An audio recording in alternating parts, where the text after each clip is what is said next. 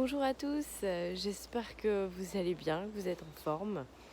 J'ai volontairement pas mis de vidéo défi sérénité la semaine dernière, tout simplement parce que je voulais prendre le temps de vous faire bien cette vidéo. Donc j'aurais pu la faire rapidement sur un bout de table, mais j'avais envie de prendre le temps de faire cette vidéo et de la faire en pleine nature parce que la nature, c'est la clé de la sérénité. Enfin, en tout cas, de ce que j'ai pu expérimenter, de toutes les astuces que je peux vous transmettre pour plus de sérénité, la nature, ça fait vraiment partie de la base. C'est comme la respiration, en fait. La nature, c'est juste indispensable. Et pour ma part, je ne peux pas me passer d'une balade dans la nature au moins une fois par semaine. Je sens très bien les semaines où tout s'accélère et où je n'arrive pas à caler un petit moment dans la nature, où forcément le stress, l'anxiété remontent aussitôt. Donc c'est vraiment indispensable de prendre le temps, de trouver ce temps pour venir savourer tout ça. En plus, en ce moment, on a les belles couleurs d'automne, donc c'est juste magnifique.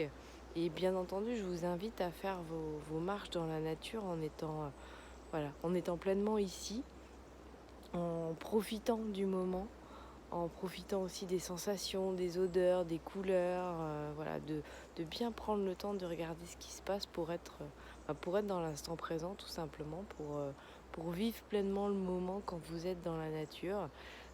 C'est juste indispensable. Et alors, à cette période-ci, c'est juste magique, c'est juste magnifique. Voilà, je vous invite à trouver le moment dans votre semaine, que ça soit seul ou en famille, peu importe, mais à trouver un moment dans votre semaine pour intégrer vraiment la nature dans votre routine, dans vos habitudes, parce que, encore une fois, c'est ici que vous allez trouver du calme, de la sérénité, du bien-être. La nature, ça apporte énormément de choses.